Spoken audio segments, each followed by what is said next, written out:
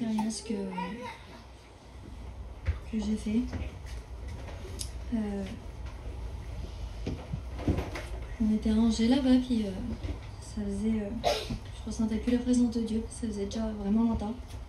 Ça faisait au moins 6 ou 7 mois que je n'avais pas ressenti la présence de Dieu. Et c'était vraiment dur pour moi, et je sais que c'est moi qui me bloquais parce que le Seigneur, lui, veut toujours nous bénir. Et je faisais aucun effort, je levais jamais ma voix, et puis j'étais vraiment... dans les réunions, j'étais pas vraiment attentive, tout ça. Chez moi, j'avais pas de mise à part, rien. Et du coup, je ressentais plus rien. Et puis ça, j'en parlais pas. J'en parlais pas à mon mari, j'en parlais à personne.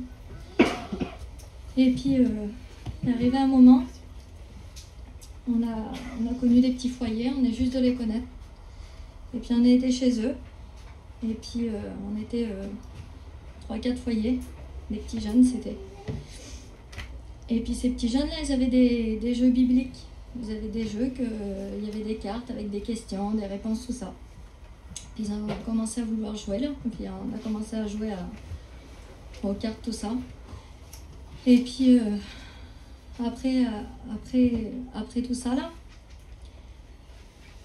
on a voulu faire un moment de prière. On a dit on va prier.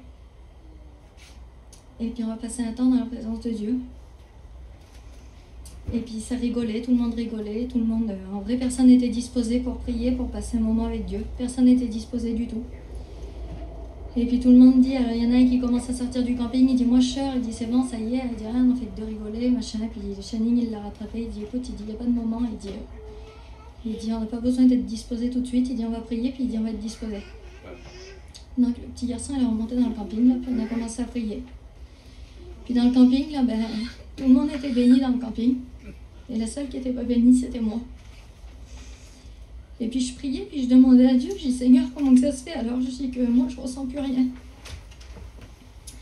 Et là, dans mon cœur, j'ai vraiment parlé à Dieu avec un cœur sincère. J'étais vraiment attristée dans mon cœur. J'ai dit Seigneur, je t'en supplie, fais-moi ressentir ta présence.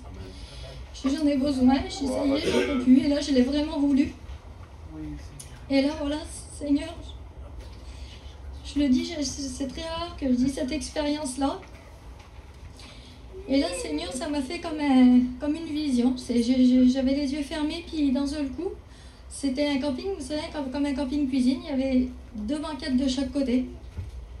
Et moi, j'étais assise dans le fond, il y avait une petite fille tout derrière moi. Et moi, j'étais l'avant-dernière, si vous voulez. Et là, je regardais à droite, là.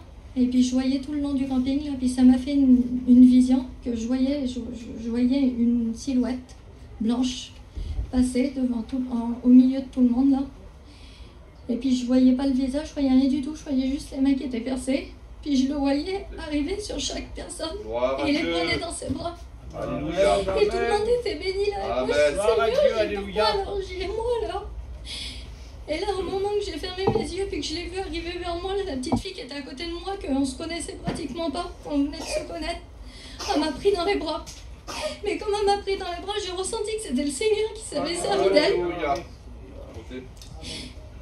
Et là, bien sûr, j'ai explosé, j'étais remplie de l'esprit, c'était même pas la peine. Et puis là, dans le camping, donc une fois qu'on a fini de prier, tout ça, là, j'explique, je dis Seigneur, il faut que je vous explique quelque chose, il m'est arrivé vraiment un truc bizarre.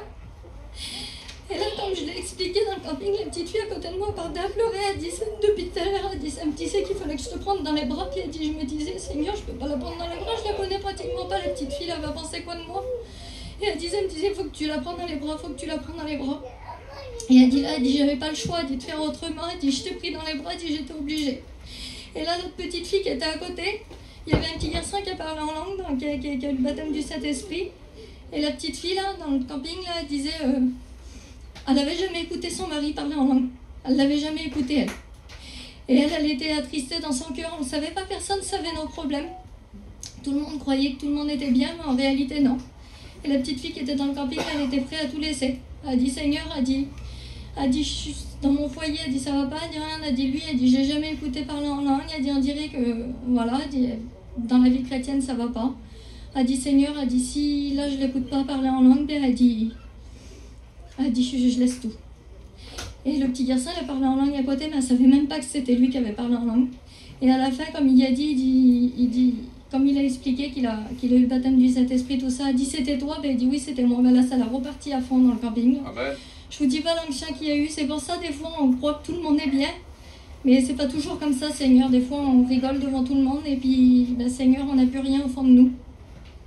C'est pour ça que je voudrais encourager ceux-là qui, peut-être, qui ne ressentent plus la présence de Dieu, qui ne ressentent plus rien. Ben, Seigneur, faites confiance à Dieu.